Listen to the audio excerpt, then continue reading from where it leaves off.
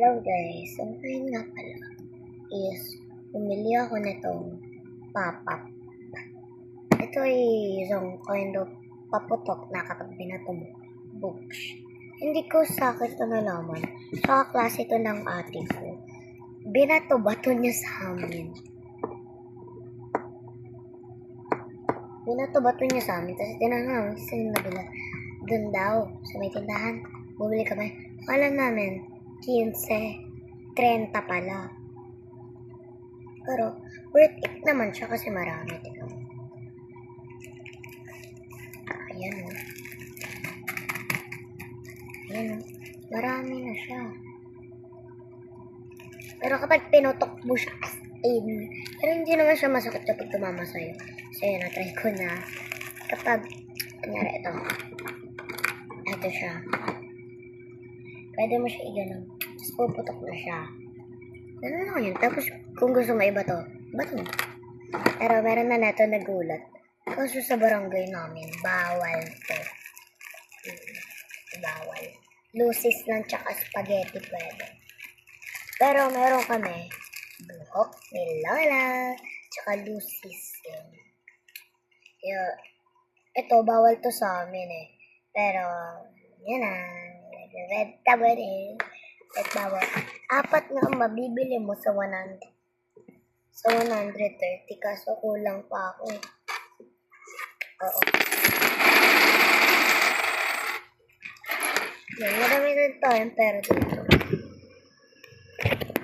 Hindi lang yan 20 yung nakikita niyo. Madami pa akong 20.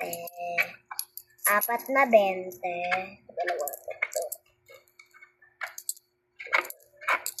Anim na 10. Tsaka 3 5. I-plus nyo na lang yun guys. Kasi ayaw ko magbilang ngayon. So, ayun lang. Wala lang. Share ko lang to. Pero, tignan nyo. Itanong, nag-comment kay The Abandoned Hallway. Yan. Nakita niya ako pumatok ng ganun. Tapos, nagpabili siya. Iba talaga to. Apat. Paano kaya kapag inato ko lang? Bug. Pero hindi ko, wait lang, isa-search ko kung paano siya pumuputok. Pero guys, ano ko na to, napaputok ko na to. Pero ayaw ko pang buksan kasi mamaya ko po to bubuksan. So, i-ano natin. Search natin sa Google.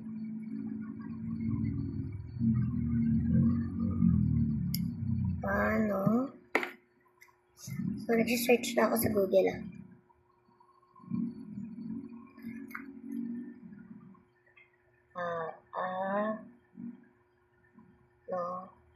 pumutok ang pop.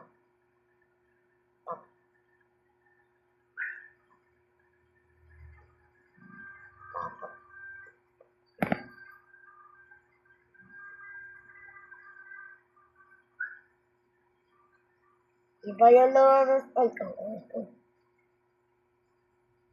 May isang kind of pop-up pa pala. Ito yung sa lalaki.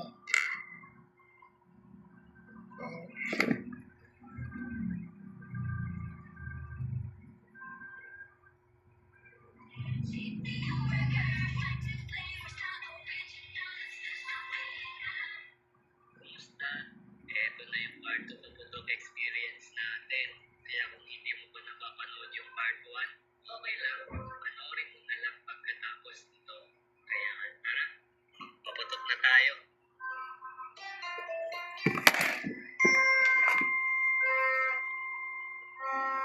Una sa listahan ay ang pop-up. Diyan. Yan. Isa sa ginagawa namin sa pop-up ay yung magkabatuhan kayo. Minsan na nga akong natamaan sa balat nun eh. Doon ko na-realize na hindi naman pala ganun kasakit yung pagsabog niya. Parang pinitik ka lang. Kaya bukod sa batuhan, hinahagis ko rin siya sa ere tapos sasalubin ko siya sa pamamagitan ng suntok o specialist ka, gagamitan mo ng patpat. Kapag sumasabog ang pop-up, may maliit na bubog o batong tumatalsik. Kaya ingat lang, baka tumama sa mata nyo o baka pumasok sa bibig nyo. Okay, singit ko lang. Eto, atin natin lang ah. Na-try nyo na bang magpaputok ng inipong mga bato ng pop-up sa isang balot? Hindi ko pa siya na-try, pero baka kayo na-try nyo na. Comment nyo naman kung sulit ba. Sunod na paputok natin ay Yan. ang huli. Kapag mabuhangin ka nga po sa utang mo, ayan. Yun, ganun siya guys. Ganun yung tunog din ng pop-up. Kasi hindi ko siya bubuksan. Mamaya ko pa siya bubuksan. Ganun lang talaga siya magpaputok. Si Abandoned Hallway. Tanong no, meron siya. Go! Wait, is a burger. I-follow nyo na yan. I-subscribe nyo na yan. Matatanggal yun kapag pinindot mo. Thank you.